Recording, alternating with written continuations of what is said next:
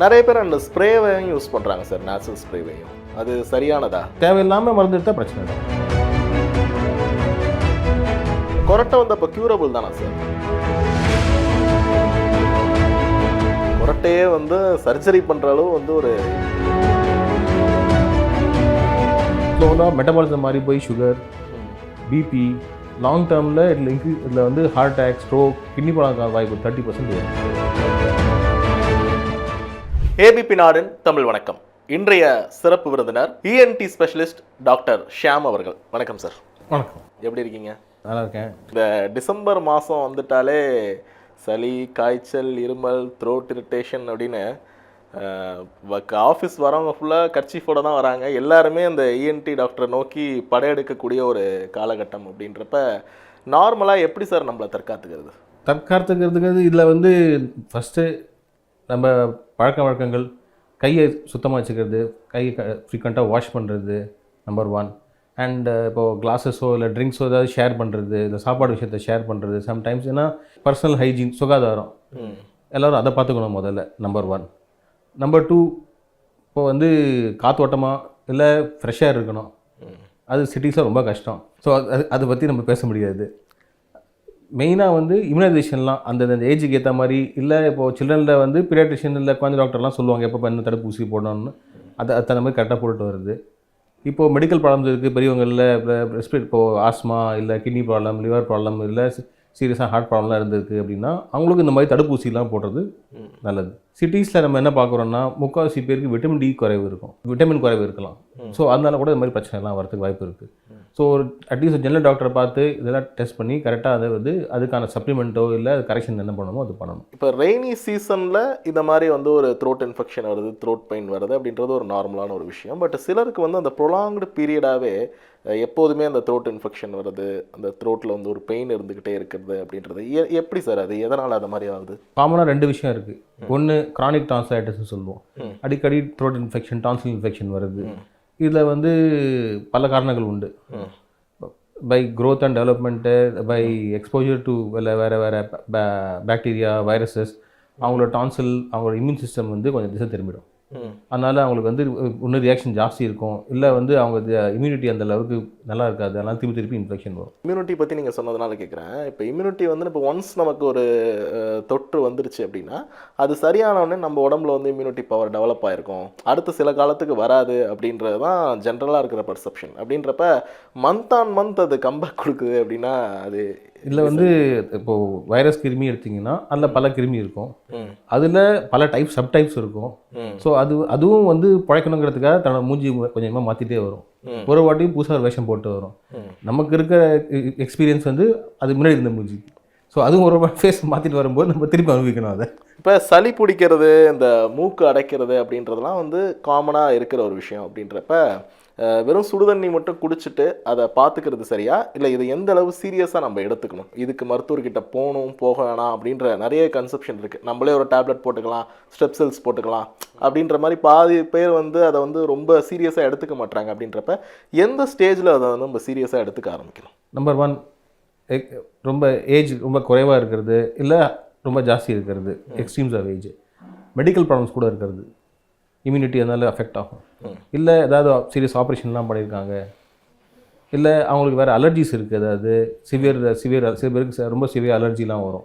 So அந்த மாதிரி இருக்கிறவங்க, யாருக்கு வந்து மருந்து சாய்ஸ்லாம் லிமிட்டடாக இருக்கோ அந்த மாதிரி இருக்கிறவங்கலாம் டாக்டரை சந்தித்து அதுக்கேற்ற மாதிரி ட்ரீட்மெண்ட் எடுக்கிறது நல்லது. ஜென்ரலி இப்போ வந்து ஒரு காஃப் கோல்டு பார்த்தீங்கன்னா ஒரு 5 to 7 days இருக்கக்கூடிய விஷயம் தான். இப்போது ஃபீவர் ரொம்ப ஹையாக போகுது, 100 degrees மேலே போகுது, பேராசிட்டமால் எடுத்தாலும் சம்திங் இஸ் ராங்.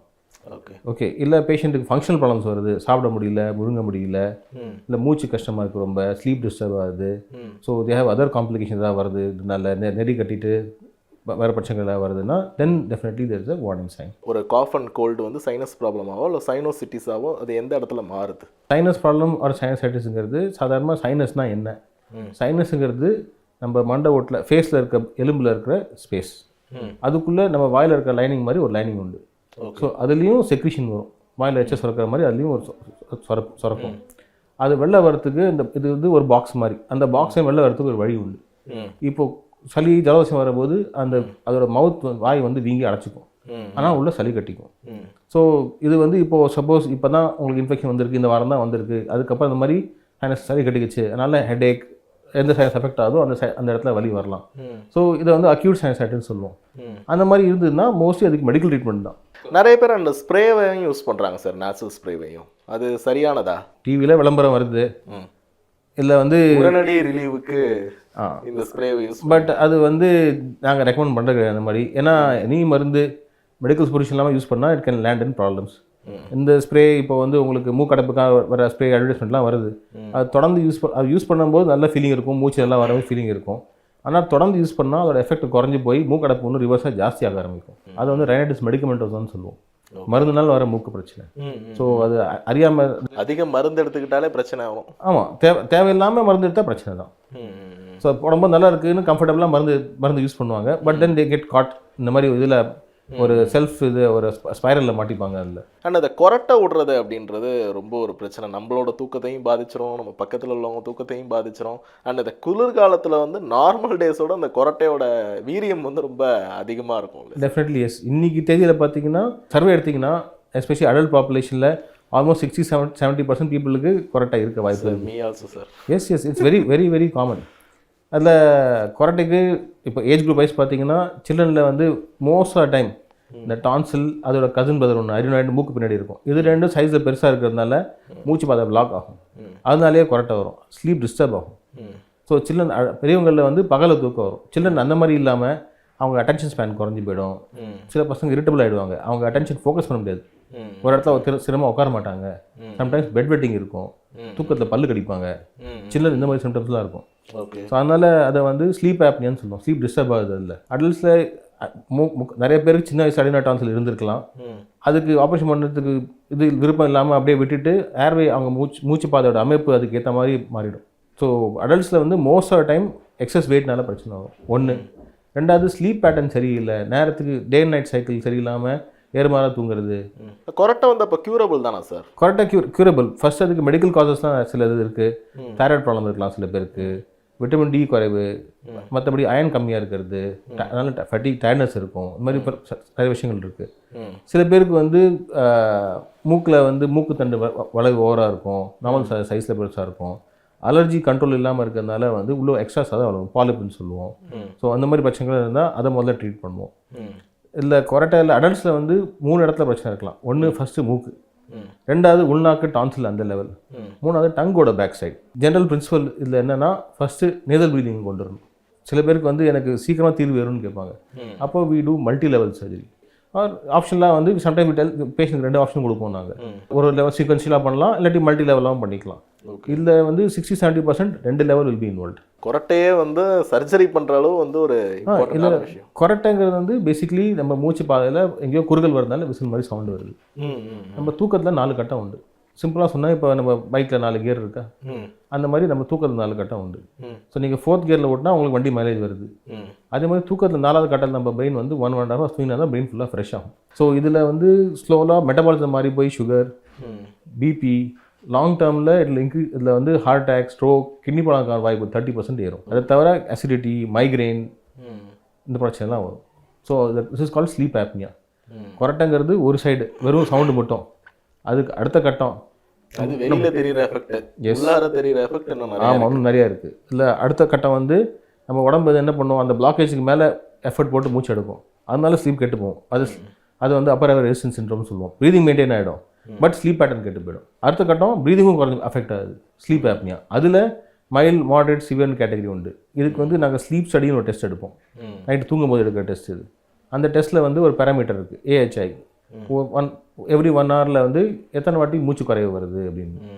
ஸோ அதை வச்சு தான் அங்கே வந்து பேஷண்ட் எந்த மாதிரி இருக்குது, எந்த அளவுக்கு மூச்சு ப்ராப்ளம் இருக்குது, சிவியரிட்டி இருக்குது, அவங்க ஆக்சிஜன் லெவல் எவ்வளோ குறையுது, எல்லாமே செக் பண்ணுவோம். அதில் ஃபர்ஸ்ட் லைன் ட்ரீட்மெண்ட். சப்போஸ் இப்போ மூக்கில் ஆப்வியஸாக பிரச்சனை இல்லை அப்படின்னா இதில் ஃபர்ஸ்ட் லைன் ட்ரீட்மெண்ட் பேஷண்ட் வந்து ஒரு மிஷின் யூஸ் பண்ண சொல்லுவோம், CPAPங்கிற மிஷின்.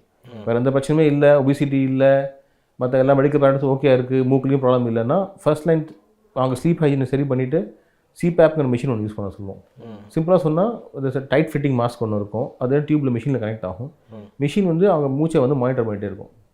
எப்போ மூச்சு குறைய வருதோ அப்போ வந்து ஏர் உள்ளே புஷ் பண்ணும், அதனால் ப்ரீதிங் மெயின்டைன் ஆகும். ஸ்லீப் ஆப்னியா இருக்குது, மூச்சு எஃபெக்ட் ஆகுது அப்படின்னா this is the simple and best solution. So இதை வந்து அவங்க பகலில் நைட்டில் எப்போ தூங்குறாங்களோ அப்போ யூஸ் பண்ணணும். Okay sir. அதே மாதிரி இந்த குளிர்காலத்தில் இன்னொரு பிரச்சனை என்ன அப்படின்னா, ஒரு மாதிரி காது ஒரு ஒன் சைடு வலிக்குது, இல்லை காது அடைச்ச மாதிரி ஒரு ஃபீல் இருக்கும். காதுக்குள்ளார லைட்டாக அந்த ஒரு லிக்விட் வந்து இருக்கிற மாதிரியே இருக்கும். நிறைய பேர் வந்து பட்ஸை வச்சு சும்மா க்ளீன் பண்ணிக்கிட்டே இருப்பாங்க. அது எதனால் சார் ஏற்படுது? நம்பர் 1, காது அடைப்புங்கிறது வந்து சம்டைம்ஸ் இப்போது இந்த குளிர் மாதத்தில் உள்ளுக்குள்ளே நேசல் கன்ஜெஷன் வரும்.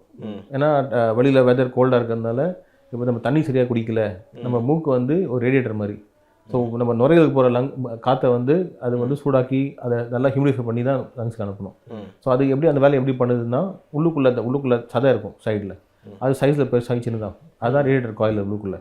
ஸோ அதை வச்சு நம்ம ஒன்று அதை ஏரை சூடாகவும் ஆக்கலாம், இல்லை கோல்டாகவும் ஆக்கலாம். ஸோ இப்போ தண்ணி சரியாக குடிக்கலன்னா அப்போ வந்து உள்ளுக்குள்ளே வந்து அது ஹியூமிஃபை பண்ணுறதுக்கு இன்னும் கொஞ்சம் காயில் சைஸை பெருசாகும். இப்போ மூக்கு அடைப்பு வரும். அந்த கன்ஜெஷனால் என்ன ஆகும், காதுக்கும் மூக்கு இருக்கிற டியூப் வந்து வீங்கி அடைச்சிட்டு அந்த காதுக்கு தம்முன்னு இருக்க மாதிரி இருக்கும். ஸோ காதில் இயற்கையாகவே வாயில் எச்ச சுரக்க மாதிரி வேக்ஸ் வரும். அதுக்கு ஒரு நேச்சுரல் பர்பஸ் இருக்குது. நம்ம பாடி டெம்பரேச்சர் பொறுத்து சம்டைம்ஸ் நம்ம மெட்டபாலிசம் இல்லை இப்போ கொலஸ்ட்ரால் லெவல்ஸு, நம்ம என்ன சாப்பிட்றோம், நம்ம ஏசியில் இருக்கோமா இல்லை வெயிலில் இருக்கோமா, ரொம்ப டஸ்ட்டில் இருக்கோமா, இல்லை நம்ம ஸ்கின் ப்ராப்ளம்ஸ் இருக்குது, என்ன இருக்குது, இல்லை பொடுகு இருக்குது, டேண்ட்ரஃப் இருக்குன்னா இந்த வேக்ஸ் அது மாதிரி அந்த மாதிரி மாறிடும். ஸோ வேக்ஸ் இப்போ சம்டைம்ஸ் நம்ம பாடி டெம்பரேச்சர் ஓரளவுக்கு வார்மாக இருக்குன்னா வேக்ஸ் கொஞ்சம் மெல்ட் ஆகிடும். அப்போ கொஞ்சம் லைட்டாக ஸ்டிக்கியாக இருக்கும். பட் அது வந்து நம்ம பட்ஸ் போட்டு க்ளீன் பண்ண உள்ளுக்குள்ளே ட்ரைனஸ் வரும். நம்மளாம் அது வந்து கொஞ்சம் அது கொஞ்சம் அந்த ஆயில் மாதிரி பசங்க இருக்கணும் உள்ளுக்குள்ளே. அது இல்லாமல் போயிடுச்சுனாலே நமக்கு காது அரிக்க ஆரம்பிச்சிடும். ஒரு விறுவிறுன்னு ஒரு இரிட்டேஷன் எடுத்துகிட்டே இருக்கும். யூஸ் பண்ணக்கூடாதா? பண்ணக்கூடாது. ஆக்சுவலி அது என்ன பண்ணும், அந்த உள்ளுக்குள்ளே ட்ரைனஸை கொண்டு வந்துடும். அந்த ட்ரைனஸால் நமக்கு அரிப்பு வரும். ஒன்றும் அது மேலே ஒன்றும் பட்ஸை போட்டு பண்ண தோணும். அது ஃபைனலி வந்து சில பேருக்கு காதில் எக்ஸிமா வந்துடும். So it is not recommended காதில் பட்ஸ் போடக்கூடாது. இயர்ஃபோன்ஸ் யூஸ் பண்ணுறதுனால அந்த மாதிரி ஏதாவது பிரச்சனை இருக்குமா சார்? இயர்ஃபோன்ஸ் யூஸ் பண்ணுறது அவசியத்துக்கு யூஸ் பண்ணலாம். அதுக்குமே நம்ம காது கேட்குற இப்போ நம்ம பேசுகிறோம் சவுண்ட் வந்து நம்ம மெஷர் பண்ணுறது வந்து டெசிபல்னு சொல்லுவோம். ஸோ அது வந்து லாகரித்மிக் ஸ்கேல். ஸோ நம்ம நேரம் பேசுகிறது வந்து 60 டெசிபல். நம்ம இயர்ஃபோன்ஸ் வச்சோம்னா ஸ்டார்டிங்கே 70 decibel, which is like 100 times. So அதில் வந்து நம்ம நடுப்புற சவுண்டு இன்னும் ஜாஸ்தி போச்சுன்னா 80 டெசிபல் ரெகுலராக போச்சுன்னா நம்ம வந்து காது கேட்குற திறன் வீக் ஆகிடும், நரம்பு வீக் ஆகிடும். இன்னும் ஆரம்பத்தில் வந்து காது கேட்குறது குறையாது, தூக்கம் கெட்டு போகும், கேஸ்ட்ரைட்டிஸ் வரும், தலைவலி வரும், மூட் ஸ்விங்ஸ் வரும், கோவம் வரும். இதெல்லாம் சைன்ஸ் ஆஃப் நாய்ஸ் பொல்யூஷன். அதுக்கப்புறம் தான் ஹியரிங் எஃபெக்ட் ஆகும். ஓகே. ஸோ முதல்ல நம்ம உடம்பு வந்து நமக்கு சொல்லும், அதாவது இன்டெரக்டாக சொல்ல ட்ரை பண்ணும், நம்ம அதை கவனிக்கலைன்னா மேலே பிரச்சனை வரும்.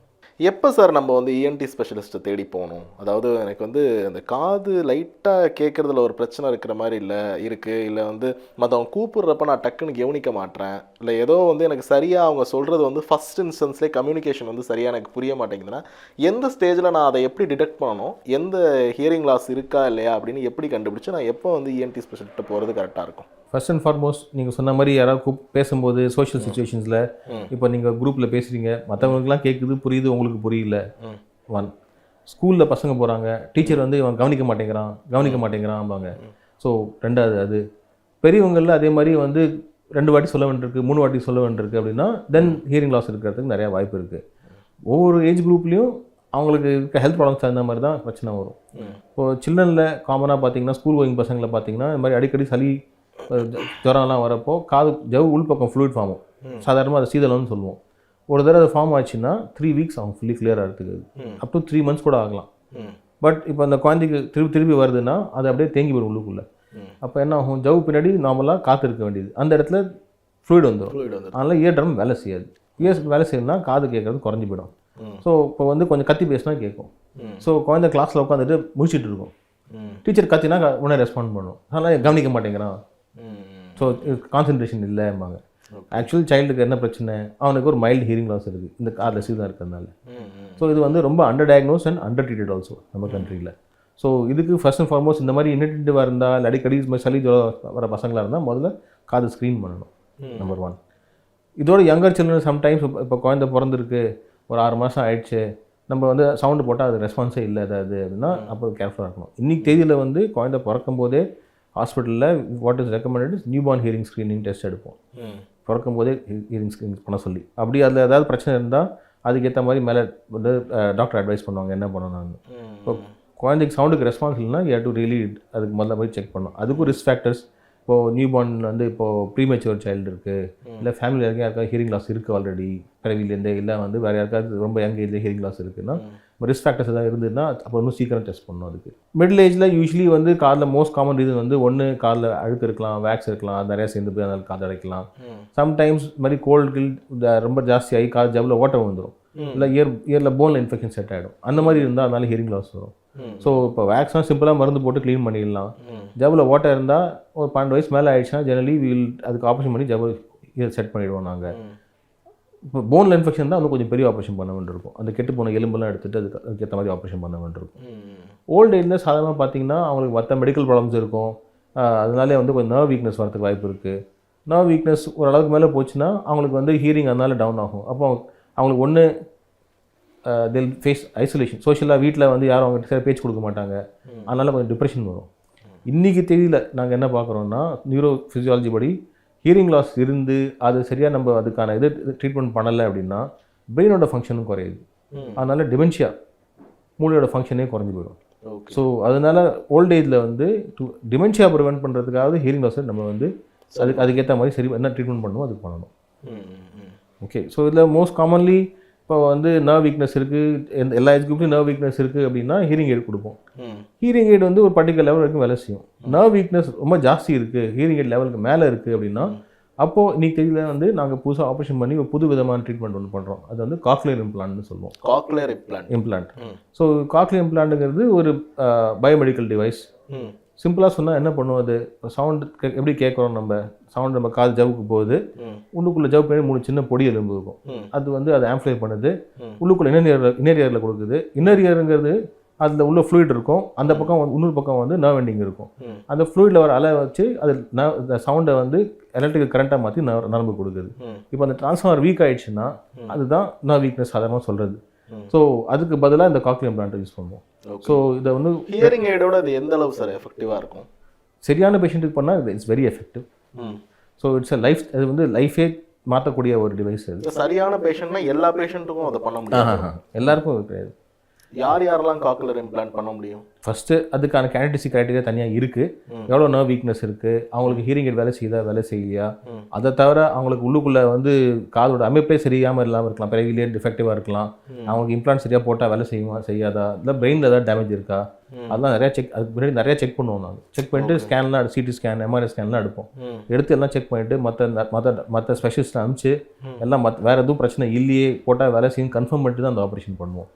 ஸோ சிம்பிளாக அந்த டிவைஸ் 2 பார்ட் உண்டு. அதுக்கு ஒன்று ஹியரிங் மாதிரி ஒரு எக்ஸ்டர்னல் பார்ட், அது வந்து சவுண்டை கேப்சர் பண்ணி இன்டர்னல் பார்ட்டுக்கு ஸ்கின் த்ரூ த ஸ்கின் கொடுக்கும்.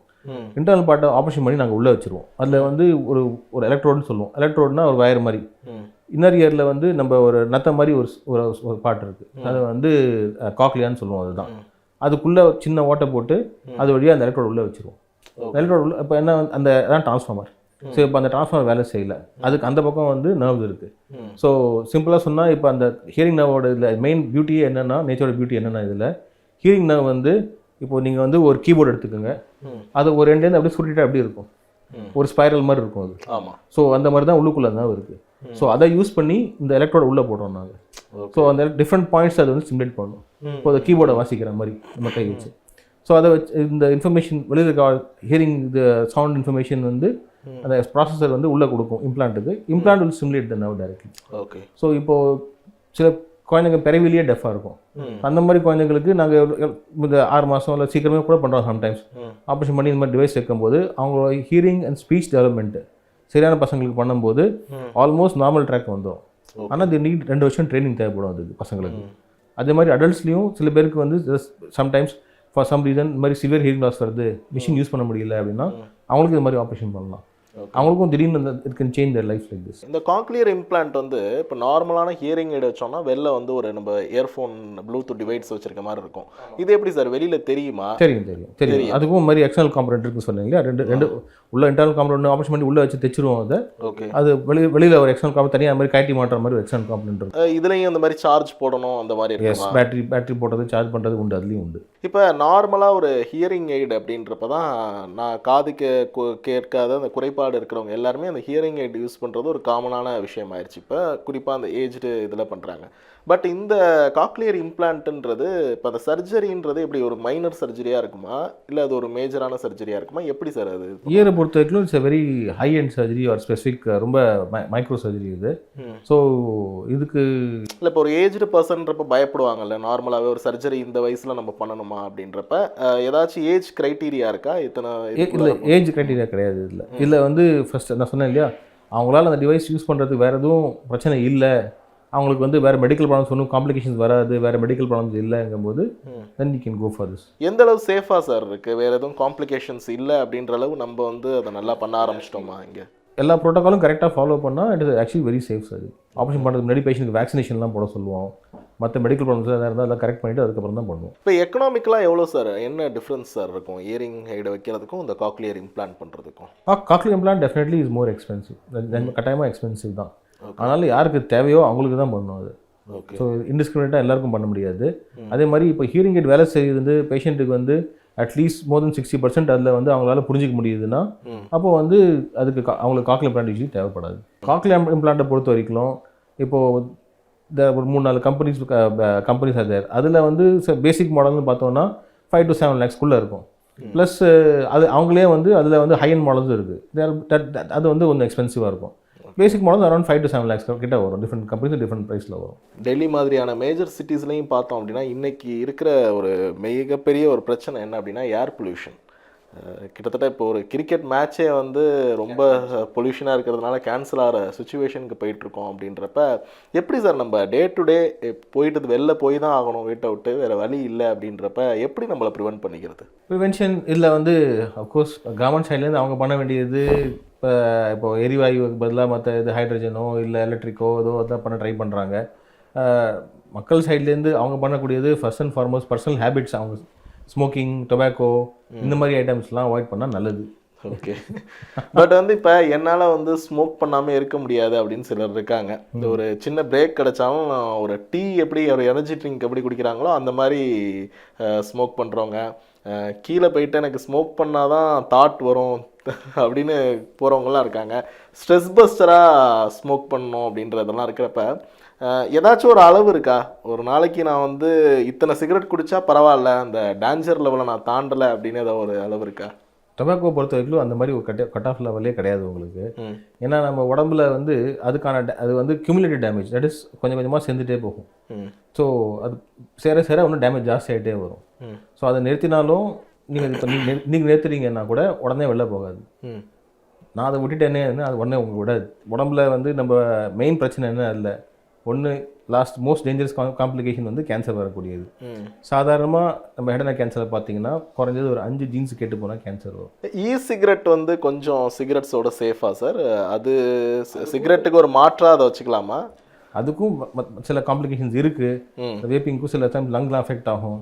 ஸோ முன்னோர்கள்லாம் அது பண்ணாமல் இருந்திருக்காங்க, நம்மளும் அந்த மாதிரி இருக்கலாம்னு நினைக்கிறேன். இப்போ வந்து காமனாக இஎன்டி, இயர், நோஸ், த்ரோட் இந்த மூணுத்துக்குமே இந்த மாதிரி சில ஹேபிட்ஸை வந்து ரெகுலராக நம்ம கடைபிடிச்சோம்னா பெருமளவில் வரக்கூடிய பிரச்சனைகளை தடுத்துடலாம் அப்படின்னா ஒரு 5 ஹேபிட்ஸ் இம்பார்ட்டண்ட்டாக சொல்லணும்னா அது சார் சொல்லுங்கள்? Number 1 personal hygiene, number 2 tobacco, number 3 alcohol. So again ஆல்கஹால்னால வந்து பல பிரச்சனைகள் வரும், எல்லாருக்கும் தெரிஞ்ச விஷயம்தான். இஎன்டியில் அதை பொறுத்த வரைக்கும் எங்களுக்கு வந்து ஒன்று பேஷண்ட் தலை சுற்றலோட வருவாங்க, இல்லை அசிடிட்டி கேஸ் ப்ராப்ளமோட வருவாங்க. எங்களுக்கு இஎன்டியில் கேஸ் ப்ராப்ளம்னா பேஷண்ட் வந்து இந்த மெயினாக த்ரோட் பெயின், த்ரோட் இரிட்டேஷன், ஆனால் ஃபீவர் இருக்காது பேஷண்ட்டுக்கு. ஸோ சம்டைம்ஸ் சிவியர் பெயினோட வருவாங்க. So these are main things. Of course இப்போது நான் சொன்னேன் இல்லையா, ஸ்னோரிங், கொரட்டை இல்லை ஸ்லீப் ஆப்னியா பொறுத்த வரைக்கும் வெயிட், அதுக்கு வந்து டயட் அளவோட சாப்பிட்டு கொஞ்சம் ஃபிசிக்கல் ஆக்டிவிட்டியோடு இருந்தால் நல்லது. So these are the main things sir. அது மாதிரி நிறைய பேஷண்ட்ஸ்க்கு பார்த்தோம் அப்படின்னா இந்த ஒரு சைடு தலைவலிக்குது, இல்லை வந்து இந்த அமிர்தாஞ்சனை வச்சுப்பாங்க, தேய்ச்சிக்கிட்டே இருப்பாங்க, இந்த தைலத்தை கூட வச்சுக்கிட்டு இழுத்தாதான் அவங்களுக்கு வந்து அது ட்ரக் டோசேஜ் மாதிரி ஏற்றிக்கிட்டே இருப்பாங்க. என்ன ப்ராப்ளம் சார்? அந்த மாதிரி அது அவங்களோட நினச்சிக்கிறதா இல்லை உண்மையிலே அவங்களுக்கு ஏதோ பிரச்சனை இருக்கா? இந்த மாதிரி இந்த ஒத்த தலைவலிங்கும் போது சாதாரணமாக நம்ம பார்க்கக்கூடியது நம்பர் 1 மைக்ரைன்னு சொல்லுவோம். ம். மைக்ரைன் வந்து சாதாரணமாக பார்த்தீங்கன்னா 80-90% லேடிஸில் வரும். இன்டர்நேஷனல் ஹெட்ஏக் சொசைட்டி படி 200 டைப் ஆஃப் ஹெட்ஏக்ஸ் இருக்குது. அதில் ஒன்று வந்து மைக்ரைன். ஓகே. மைக்ரைனுக்கு நிறைய சப்டைப்ஸும் இருக்குது. ம். தலைவலிக்கு பஞ்சமே கிடையாது. ஓகே. ஒரு 35 வயசு நிறையா படுத்தோம், ஒரு 45 வயசுக்கு அப்புறம் குறையும். நேரத்துக்கு சாப்பிடணும், நேரத்துக்கு தூங்கணும் ஃபஸ்ட்டு. இல்லை டயட்டில் சாக்லேட்ஸ், அப்புறம் சீஸ், பனீர், ஓகே, மற்ற சீஸ் ஃபர்மெண்டட் சீஸ்னு சொல்லுவோம், அதெல்லாம் அவாய்ட் பண்ணால் நல்லது. டிவி, கம்ப்யூட்டர், மொபைல், இந்த ஸ்க்ரீன்ஸ்லாம் தே கேன் அகெயின் அந்த லைட் ஃப்ளாஷ் ஆகும், அதனால they can trigger migraine. Bluetooth, மற்ற அந்த கதிர்வீச்சு ரேடியேஷன் சம்டைம்ஸ் அதுவும் they can trigger migraine. So நிறைய பேர் இது மாதிரி ட்ரிகர்ஸ் அவாய்ட் பண்ணாலே அவங்களுக்கே தெரியும் நல்லா இருக்கும் அப்படின்னு. மந்த்லி 3-4 டைம்ஸ் மேலே வந்து அவங்க தலைவலி வருது, சிவியரிட்டி நிறையா இருக்குதுன்னா தென் அப்போ அதுக்கு ப்ரிவென்டிவ் மெடிசன் கொடுக்கும். ஸோ அது ப்ரிவென்டிவ் மெடிசன் ஒரு கோர்ஸ் எடுத்து நாங்கள் தென் நிறுத்தி பார்க்க சொல்லுவோம். செல்ஃப் மெடிகேஷன் பண்ணிவிட்டு இல்லாட்டி சரியாக ட்ரீட் பண்ணாமல் அரைகுறையாக ட்ரீட் பண்ண சயின்ஸ் ப்ராப்ளம்லாம் அது மாதிரி தலைவலி வரும். இதுதான் தலைவலிக்கு காமன் ரீசன்ஸ். உங்களுடைய கருத்து போயிருக்கு. நன்றி சார். Okay, thank you.